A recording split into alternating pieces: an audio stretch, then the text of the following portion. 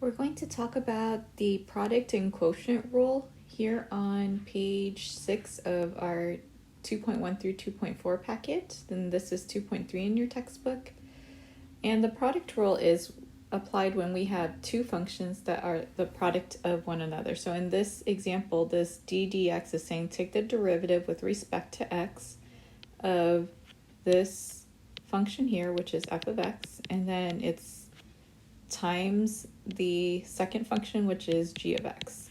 So we recognize that it's the product rule because of this here being the product of two functions.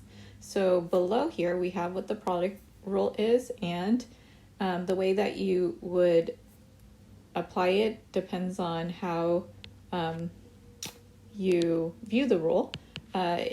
Since the sum of two terms is the same whether you put this first or this first, sometimes textbooks will have those two swapped. I'm going to abbreviate this as f prime, so the first times the second function. So the first derivative of the function times the second function plus the derivative of the second function times the first function.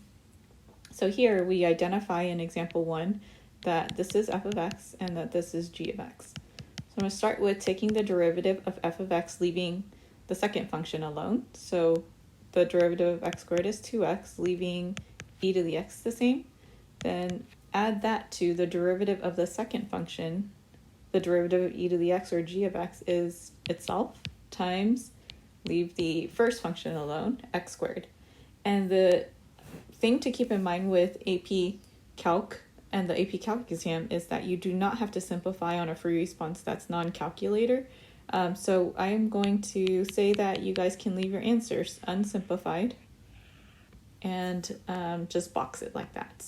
So it should be that your homework is all just one step. Right, so the next one, h of x is equal to the product of 1 minus x squared, which is f of x, and 2x minus 1, which is g of x. Now, whether we decide to do this algebraically by foiling everything first and then taking the derivative term by term, or using the product rule, either one should be acceptable. So we're going to take the derivative of the first one, negative 2x, leaving the second one alone. Add that to the derivative of the second one, which is 2, times leave the first one alone. And then once again, we can leave our answers unsimplified and box that. Let me make a neater box here.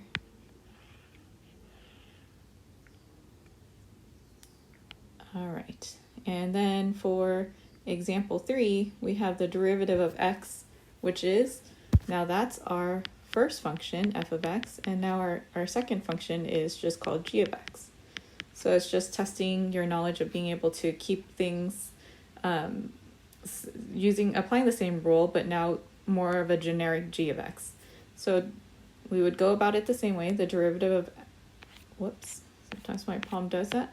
The derivative of x is just 1 times the second function, leaving that alone, plus the derivative of the second function, which is g prime of x, times the first function, which is x. So now that's our answer.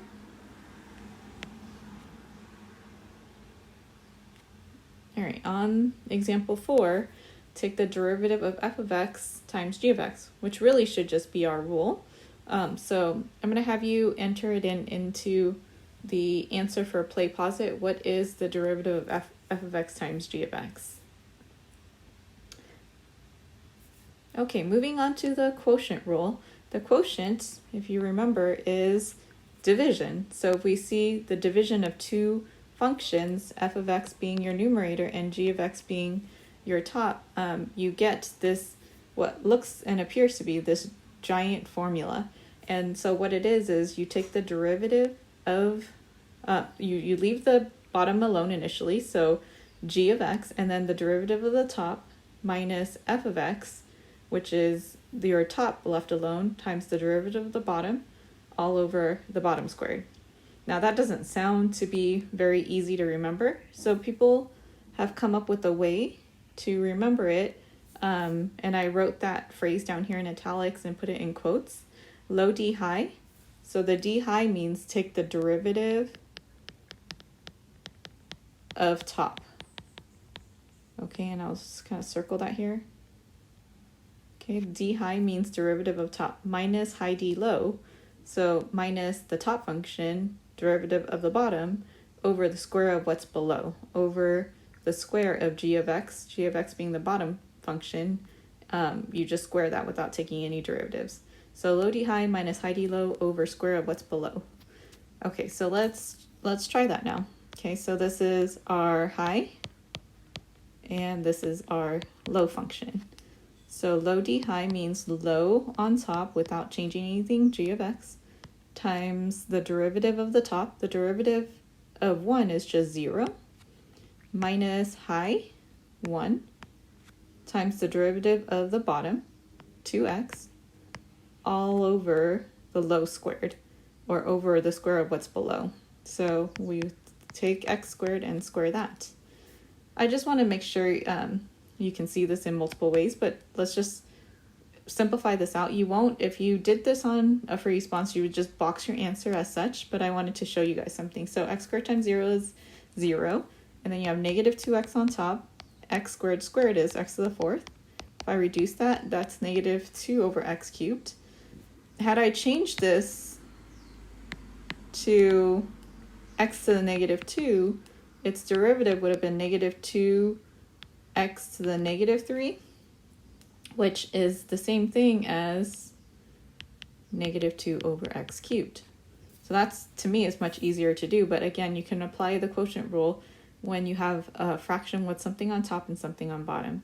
Now we're obviously going to try to use the strategy that best fits the situation. So for 6, f of x can't be simplified the way it could in example 5. So what we do is we use quotient rule. And for this one, we're going to write f prime of x is equal to low, write the low function, times the derivative of the high function. The derivative of x minus 1 is the derivative of x is 1. The derivative of negative 1 is 0. So 1 minus high d low, the derivative of the bottom is 2, all over the square of what's below. So 2x plus 3. You'll hear me say over low squared, which is fine too. So that's your answer. You don't have to simplify. And now 7, again, you can do this one of two ways. We can, if we have a single monomial on the bottom, we can divide x into each one of the terms and then take the derivative term by term. Or let's apply the quotient rule here. We have low, the derivative of the high is 2x plus 1 minus high d low. So high is x squared plus x plus 1, making sure we put parentheses around that. And then derivative of the low, which is 1, all over the square of what's below.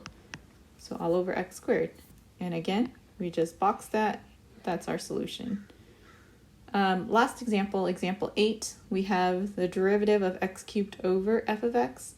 And they want us to find dg dx, which is another way of saying g prime of x, the derivative of g with respect to x.